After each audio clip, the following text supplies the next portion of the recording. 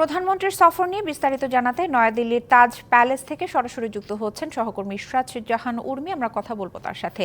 উর্মি, প্রধানমন্ত্রীর সফর সম্পর্কে সর্বশেষ তথ্য আমাদের জানাবেন। কিছুক্ষণের মধ্যেই প্রধানমন্ত্রী এসে পৌঁছাবেন এবং যেখানে যে তাজ প্যালেস তার থাকার কথা রয়েছে সেই তাজ প্যালেসের ঠিক সামনেই আমরা রয়েছি। আপনি জানেন যে আসলে এই সফরটি যেটি আপনি বলছিলেন বিস্তারিত ইতিমধ্যে দর্শকদের আপনি জানিয়েছেন যে আমরা 13 দিনের মাথায় প্রধানমন্ত্রী দ্বিতীয়বারের মতো সফরে যাচ্ছেন একটি প্রতিবেশী দেশে, এবং এটি কিন্তু আসলে একটা বেশ উদাহরণের মতোই ঘটনা। এরকম ঘটনা এর আগে আসলে ঘটেনি, এবং আমরা জেনেছি যে এই দ্বিপক্ষীয় সফরের পর পরবর্তী পাল্টা সফর হিসেবে নরেন্দ্র মোদীও কিন্তু বাংলাদেশে যাবার কথা রয়েছে, এবং সেই সফরটি জুলাই মাসেই হতে পারে। এই মুহূর্তে আসলে তাদের সামনে রয়েছে দিল্লিতে আপনি জানেন প্রচন্ড গরম, কিন্তু কোন আজকে বৃষ্টি হচ্ছে, একটু আগে থেকে বৃষ্টি শুরু হয়েছে।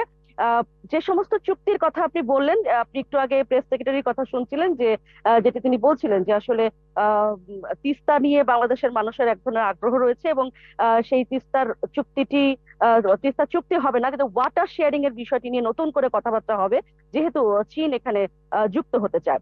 এছাড়াও অন্যান্য যে বিষয়গুলি রয়েছে, বিশেষ করে আমাদের নিত্যপণ্যের বাজার যাতে ঠিক রাখা যায়। আপনি জানেন যে বাংলাদেশ থেকে ভারত থেকে ডাল, পেঁয়াজের মতো পণ্যগুলো আসলে বাংলাদেশে যায়, তো যে প্রয়োজনের সময় যাতে এগুলো বন্ধ না হয় সেই বিষয়ে একটি চুক্তি। এছাড়া ডিফেন্স সংক্রান্ত একটি আহ, সহযোগিতার একটি এমওইউ, এই গুলি হওয়ার কথা রয়েছে। আমরা অপেক্ষা করছি প্রধানমন্ত্রী কে পৌঁছবেন 4:30টার কিছু পরে, এবং বিস্তারিত তার যেই পরবর্তী কালকে যে হায়দ্রাবাদ হাউসে তার বৈঠক রয়েছে সেটি সম্পর্কে তো আগেই জানিয়েছি আমাদের দর্শকদের।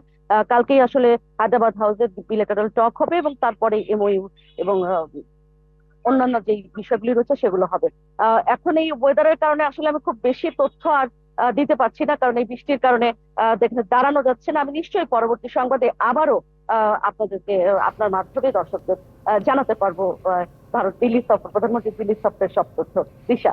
নিশ্চয়ই উর্মি, আপনার মাধ্যমে আমরা প্রধানমন্ত্রীর সফরের বিষয়ে আরো বিস্তারিত তথ্য জানাতে পারবো দর্শকদের। ধন্যবাদ আপনাকে।